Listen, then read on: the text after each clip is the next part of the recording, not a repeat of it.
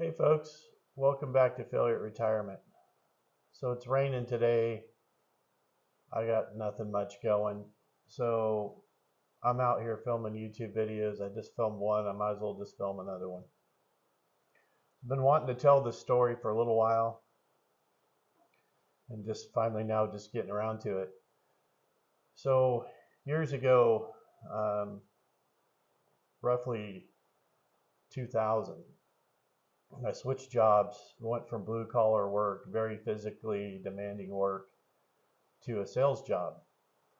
And so shockingly, I noticed a rapid weight gain, right, in the first few months. So it's on my mind. I need to address this situation. Like this is a problem that needs to be addressed. I can't let this get too much worse, even though now I have significantly, trust me. So one day I'm driving across town, it's a Friday, and I come across a yard sale. And I can see sitting in the yard, there's a nice exercise bike sitting there.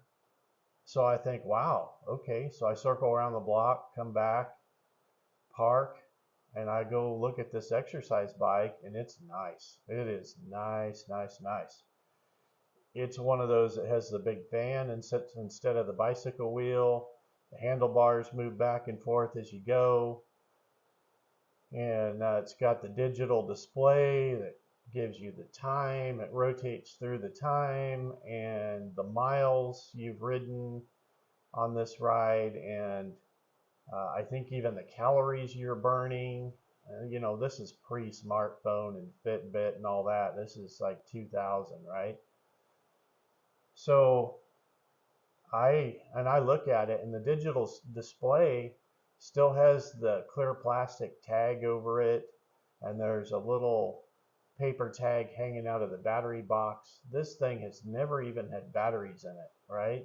It is brand new. So I go up to the people, how much you want for this exercise bike?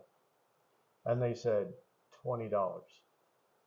I'm telling you, my wallet never flew out of my pocket so fast. I laid a $20 bill on them. I'm giggling to myself. I have whipped my weight problem, right? I throw down the tailgate to the truck. I throw this bad boy in the back, which was exercise in itself. It was not light. Throw it in the back. I'm super happy with myself. I go back to work for a few hours. Head home that evening. I'm super excited. I take it in the house, park it in our extra room, and Mrs. Failure is, of course, like, what are you up to? What is happening? And I said, look at this. I scored this at a garage sale, 20 bucks. Like, these people, they have no idea the value of this thing. And she's like, really? So is this where you're going to hang your clothes from here on out? I'm like, hey, like, enough of the negativity, all right? Like, I'm going to get in shape with this thing. And at the same time, our two boys are little. They're like, I think maybe 7 and 5, somewhere right around in there. And so they're standing there and they're looking at this and they're looking at me and looking at their mom. They don't know what to think of this, right? And I said, you just trust me. I'm going to use this thing. I got to get in shape. She's like, okay, whatever you say. So I'm super excited, right? So I go change my clothes. She's making dinner, and I get on this thing, and I'm gonna ride it a mile or two, just try it out, right? Break it in, put some batteries in it first, hop on it. I'm riding it. The boys had their toys out, and they're laying there close to me, playing on the floor, watching, and I'm riding 2 miles, no problem, right? No problem at all. 5 miles comes, I got a sweat going, but I'm good, right? Let's just keep going. It seems like a great idea. Everything going great so far. Let's just keep going. You know what? We should just make the goal 10 miles, right? That'll work. So I keep going. So 8 miles, I'm I'm feeling the burn, so to speak. I'm struggling, but I'm not a quitter. and this is no hill for a climber. So I'm just going to keep going. So I keep going, and by the time I hit 9.5, I am telling you, I am out of gas. Like, it's bad. But I'm not a quitter. I got a streak of stubborn in me like you wouldn't believe, and it is showing its ugly head.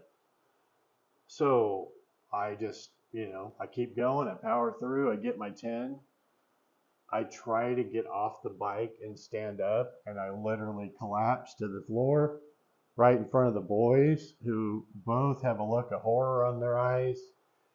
And I'm like, Dad's going to be okay, boys. I promise you. Just be careful around this thing, right? This thing potentially could hurt you, so just be careful around it. But Dad's going to be fine. And they're like, okay, sure. Right, okay. So another, I don't know, day or two go by. The wife, Mrs. Failure, she's kind of laughing at the situation. She thinks it's hilarious, right? So a couple days go by, and I'm getting brave. I'm like, all right, we got to get back on this horse, right? I gotta, if I'm gonna whip this weight problem, I gotta stay on this. I can't quit after one ride. So I get back on it. More or less the same thing. I tell myself, you know what, like somewhere between 3 and 5 miles, and just repeat that process every day. Maybe work your way up a little over time. That's a good place to start, right? So I knock out 3 miles, no problem. Everything's going great. I get up to 5 miles. I'm just starting to break a sweat. Like, why stop there, right? Why stop? Everything's going great. So I keep going. 8 miles, 9 miles. Foolishly, I'm still going. I get up to 10, and it's the same thing as before. I get up to 10, accomplish something, try to stand up, fall back down on the floor. The boys are horrified, but not quite as horrified as before, because they've seen their idiot father before, right? So they're looking at me, and I'm just gasping for breath, and I'm thinking potential heart attack here, and I tell the boys, like, you, like, maybe don't even get on this thing. This thing is built to hurt you.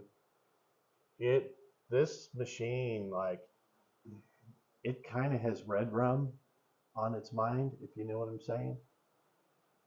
And the boys are like, they don't understand that. They're too young, right? But I recover slowly, get up. Mrs. Failure laughing at me again. She thinks this whole process of me getting in shape is hilarious, right? So another couple days goes by. I'm not a quitter, right? So I get back on the thing, and I'm telling myself, you can't do 10 miles. You're not in shape for that. You're going to have to work at it. So I think I stopped at 5 miles that time, but I was feeling the burn because I already had the 2 10s laid out there. And at 5, I hadn't fully recovered from the last 10-mile ride, I'm sure, right? And I don't think at that point, I don't think I'd ever ridden a bicycle 10 miles in my whole life, just to kind of frame the whole deal for you. So at 5 miles, I get off, and I'm not in good shape. I'm way better than after the 10. And I go tell Mrs. Failure, that exercise bike, I think it's trying to hurt me. This is like the red rum exercise bike, all right? Don't get on that thing. And then so I proceeded to never, ever get back on that thing again, because I didn't want to get hurt. Twice, I'm kind of a fool for going twice. I'm really a fool for going the third time. And I'm like, no, that thing is there to hurt me. I'm not getting on it. So it sat there for years, never got ridden again. And one day, Mrs. Failure's like, hey, one of my friends is looking for an exercise bike. Yeah, do you think maybe you're ready to part with that thing?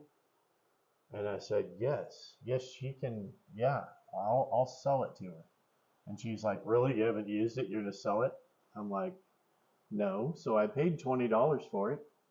Just tell her you want 20 bucks for it.